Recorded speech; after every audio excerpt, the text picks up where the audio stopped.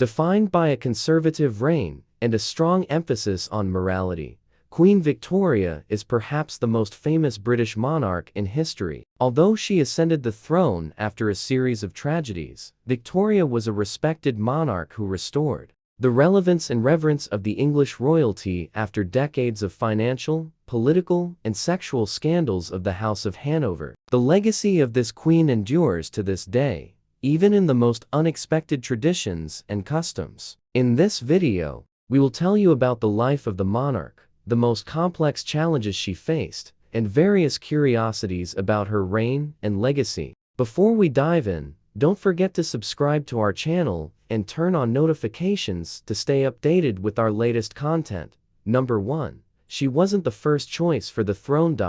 It might surprise you to hear that Queen Victoria wasn't named Victoria at birth, nor was she the primary heir to the throne. Born on May 24, 1819, her parents named her Alexandrina Victoria. She was the daughter of Prince Edward, Duke of Kent, the fourth son of King George III, and Princess Victoria of Saxe-Coburg-Saalfeld, of German origin. At birth, as the daughter of the king's youngest son, Alexandrina Victoria was fifth in line to the English throne.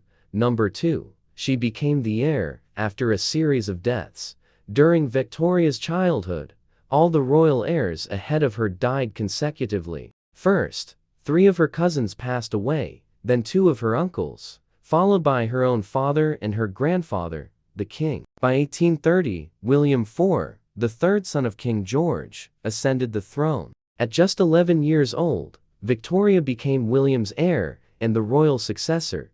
Number 3. She was raised in isolation. As the heir to the throne, it's no surprise that Victoria's childhood was far from normal, but her situation was even more extreme. After being widowed, her mother, the Duchess of Kent, controlled every aspect of her upbringing. She developed a strict system of education and upbringing called the Kensington system, which enforced Victoria's isolation. The young princess was not allowed to interact with friends or family, and depended entirely on her mother's attention and decisions. Number 4. Victoria was the focus of family feuds. Every family has its conflicts, and royal families are no exception. Although he was her brother-in-law, King William IV did not get along with the Duchess of Kent, whom he despised. When Parliament decided that the Duchess could serve as Victoria's regent, the king publicly opposed the idea. At a banquet, in front of guests, he announced that he would ensure he lived until Victoria turned 18, just to guarantee that her mother never held power over Britain. Number 5. Her mother was extremely controlling. The king's attitude had some justification, as the Duchess of Kent was highly controlling and manipulative toward her daughter. She was obsessed with maintaining the purity of the future queen. Since King William had illegitimate children, the Duchess considered him a scoundrel and a sexual deviant, preventing him from seeing her daughter. A king unable to visit his own heir was undoubtedly an unacceptable situation for the monarch. Number 6. Victoria had to guard against manipulation. One thing Victoria learned early on was to protect herself from her mother's manipulations, which extended beyond the home. Once designated as the heir, young Victoria was sent on various trips around the world to present her as the successor and win the affection of her subjects. Her tours were a success, quickly earning her the admiration of the masses, but they were also exhausting. In October 1835, at age 16, Victoria suffered a severe fever during one of her trips. Her mother took advantage of her weakness to manipulate her and force her to act in her favor. The young heir resisted these attempts, but certainly learned to be wary of her own mother. Number 7. She had 2 suitors for marriage. The future Queen of England was expected to have a husband, or at least that's what her family thought. At just 16, Victoria already had 2 formal suitors. On one hand, King William supported Prince Alexander of the Netherlands. On the other, her uncle, Leopold I of Belgium, her mother's brother, backed Prince Albert of Saxe-Coburg. Number 8. Victoria fell in love at first sight. To everyone around Victoria, her romantic interest was clear. Her private diary confirms that she was instantly attracted to Prince Albert the moment she met him. "He is extremely handsome, his eyes are large and blue, and he has a beautiful nose and a sweet mouth," she wrote. About Prince Alexander, she was blunt. "He is very plain." Number 9. She was very young when she ascended the throne. Remember when King William promised to live until Victoria came of age? He fulfilled that promise with astonishing precision. Victoria turned 18 on May 24, 1837, and the king died on June 20 of the same year, less than a month later. Thus, having just reached the age of majority, Victoria became the British Queen. Number 10. As Queen, she imposed standards of elegance. One of the most remembered aspects of the Victorian reign was the excessive focus on conservatism and morality. This extended beyond behavior and social customs to include clothing and accessories, sometimes to surprising degrees. For example, Queen Victoria was scandalized when she noticed that British lawyers wore silk stockings so thin that leg hair was visible through the fabric. She imposed a strict dress code, requiring everyone to wear double layers of stockings. Number 11. She distanced herself from her mother. By the time of her reign, England had little experience with queens. Given her gender and youth, many expected Victoria, who was still unmarried, to live with her mother and rely on her advice. However, Victoria had a clear determination to maintain her status as queen and was not on good terms with her mother. She decided to keep the Duchess of Kent living with her at Buckingham Palace, but placed her in a distant room and refused to visit her. Number 12. Though in love, Victoria didn't want to marry. Historical records show that Queen Victoria was deeply in love with Prince Albert, but her feelings weren't enough to justify marriage. Victoria was an independent woman, so much so that when advised to marry to end her mother's attempts at domination, she flatly rejected the idea. She didn't need a husband to secure her independence. Number 13. She proposed to Albert. Although Prince Albert had been her suitor for over 2 years, the step toward marriage happened when Victoria decided. On October 15, 1839, 4 years after meeting him, Victoria proposed to Albert during his visit to England.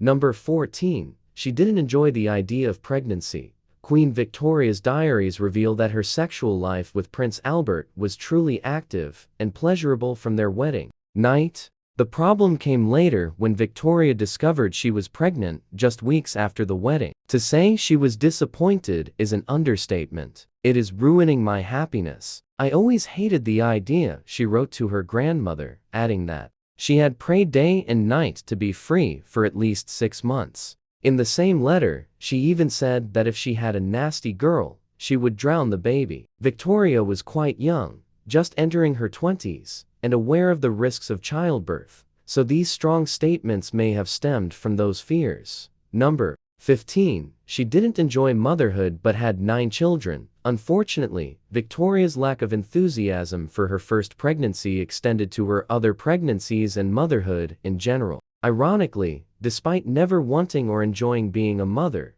Victoria had 9 children: Victoria, Albert, Alice, Alfred, Helena, Louise, Arthur, Leopold, and Beatrice. Remarkably, all reached adulthood, a difficult feat for the time. Victoria disliked her pregnancies, felt aversion to breastfeeding, and thought newborn babies were not particularly pleasant to look at. Number 16. Her marriage had many power struggles.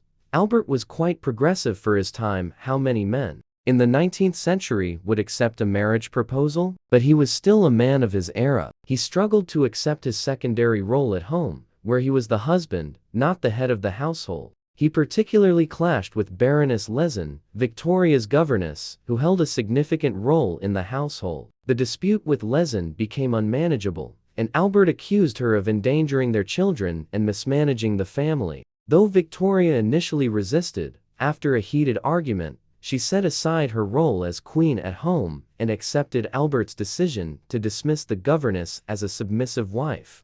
Number 17. She may have had postpartum depression. Queen Victoria's diary suggests that beyond her disdain for motherhood, the monarch showed signs of a mental disorder, likely postpartum depression. In several letters, she described her pregnancies as particularly difficult experiences. At her lowest points, she suffered hallucinations, seeing the eyes of those around her turn into worms. She feared losing her sanity and had little support. Number 18. She loved Albert more than her children. Despite her husband's harsh attitude, Queen Victoria always claimed she loved Albert more than her 9 children. In 1856, during one of Albert's trips, she wrote in her diary, "All the children are as nothing to me when he is not here." Number 19. Someone tried to kill her while pregnant. Queen Victoria's strong character was well known, and it was put to the test during the early months of her marriage and first pregnancy. In 1840, a teenager shot at her twice while she was riding in a carriage. The shots missed, and the police apprehended the assassin, who would be the first of many to try. Number 20. Victoria survived 6 assassination attempts. The second attempt occurred just 2 years later, in May 1842. A man named John Francis aimed a pistol at her, but the weapon misfired, and he fled. The next day, Victoria took the same route with a larger escort, hoping Francis would return. He did, but this time, when he fired, he was surrounded by authorities. Victoria survived 4 more attempts thereafter. Number 21.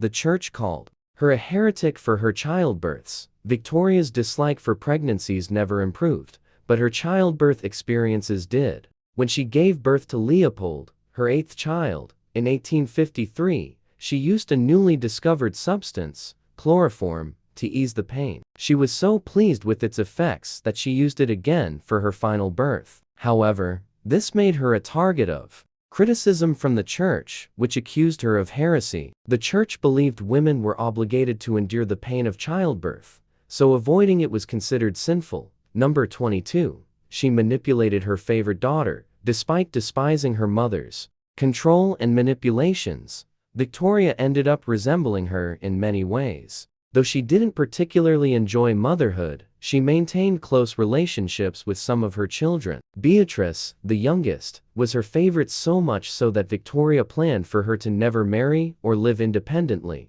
dedicating her life to caring for her mother. Fortunately, Victoria didn't fully succeed. Beatrice fell in love with Prince Henry of Battenberg and escaped her mother's control to marry in 1884. Victoria took the news poorly, viewing it as a betrayal. She stopped speaking to Beatrice for over 6 months and distanced herself completely. Eventually, she reconciled with Beatrice on one condition: the young couple had to live with her in the palace and care for her for life. With no alternative, Beatrice and Henry accepted.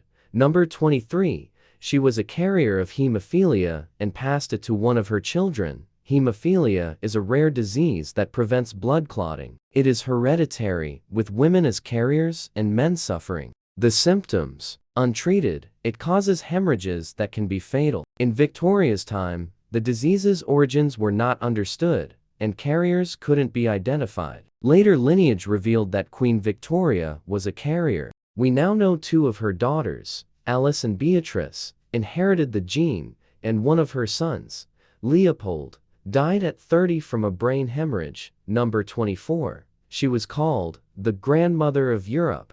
Queen Victoria earned the nickname Grandmother of Europe because her 9 children formed the genealogical foundation of many European monarchies. Nearly all members of 20th century royal houses were related to her in some way. However, her legacy went beyond power and status. She also passed her disease through several generations, with hemophilia appearing sporadically in various royal families. It became so common that it was dubbed the royal disease. Perhaps the most notable case was that of Alexis Romanov, the firstborn son of the last Russian Tsar, Nicholas II, and brother of Princess Anastasia.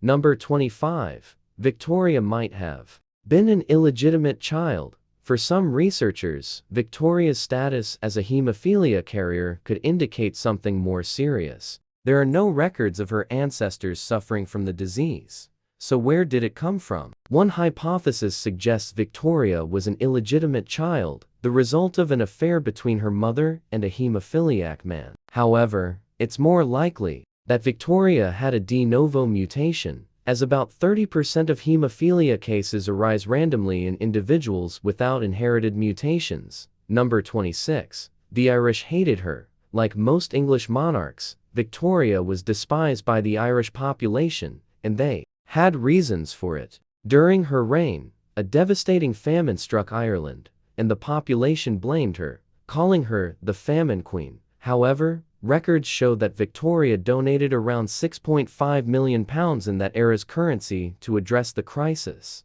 Number 27. She was rumored to have had an affair. While Victoria's love for Prince Albert is well documented, there are records suggesting she had an extraordinary romance in the 1860s. The Queen grew very close to one of her servants, a Scotsman named John Brown. Many speculated they had an affair or even secretly married. Victoria didn't hide her admiration for Brown, expressing it publicly and privately, and even wrote his biography. Number 28. Her relationships with prime ministers weren't always good. Victoria reigned for over 6 decades, working with various British prime ministers. While she had close relationships with some, not all interactions were positive. Lord Melbourne, her first prime minister, was particularly protective of the Queen, acting as a father figure and fostering a close, positive relationship. However, this drew criticism, with Victoria accused of favoring one political faction, which was improper for her position. Other prime ministers, like Lord Palmerston or Lord Gladstone, had more strained relationships with her due to their behaviors,